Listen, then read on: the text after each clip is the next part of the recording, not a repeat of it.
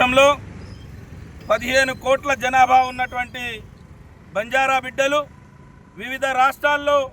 వివిధ పేర్లతో బతుకుతూ ఉంటే ఈరోజు మా ఆధ్యాత్మిక గురువు, మా వీరుడు, మా ఉద్యమకారుడు, గిరిజనులకు ఆరాధ్య దైవం, గిరిజనుల యొక్క సాంప్రదాయాలను సంస్కృతిని ప్రపంచవ్యాప్తంగా చాటి చెప్పినటువంటి శ్రీ సంత్ సేవాలాల్ మహారాజ్ జయంతి ఉత్సవాలు కేంద్ర ప్రభుత్వం అధికారికంగా నిర్వహించాలనే ఉద్దేశంతో గిరిజనుల యొక్క డిమాండ్లు అయినటువంటి ఈరోజు భారతదేశంలోనే 15 కోట్ల మంది ఉన్నటువంటి బంజారాల యొక్క బంజారాలు మాట్లాడే భాష గోర్ బోలిని 8వ షెడ్యూల్లో చేర్చాలని, అదేవిధంగా ఈ 15 కోట్ల మందికి భారతదేశంలో ఉన్నటువంటి 15 కోట్ల మందికి గిరిజనులకు బంజారాలకు ప్రత్యేక కమిషన్ ఏర్పాటు చేయాలని, అదేవిధంగా ఈ ముల్లోకాలకు అధిపతి అయినటువంటి శ్రీ వెంకటేశ్వర స్వామికి మఠానికి ఏదైతే టీటీడీ మఠం ఉందో ఆ టీటీడీ మఠంలో ఇప్పటికి కూడా శ్రీ హాతీరామ్ బాపూజీకి సంబంధించి శ్రీ వెంకటేశ్వర స్వామి అప్పున్నాడని చారిత్రక కథనాలు చెప్తా ఉన్నాయి. దేవుని యొక్క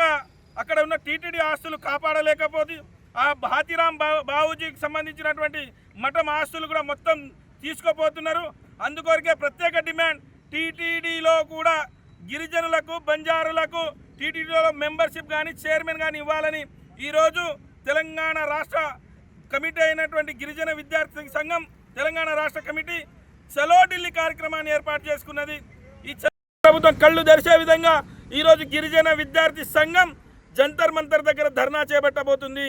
ప్రధాన డిమాండ్లు మా యొక్క సేవాలాల్ జయంతి ఉత్సవాలను కేంద్ర ప్రభుత్వం అధికారికంగా జరపాలి, అదేవిధంగా సెలవు దినం ప్రకటించాలి,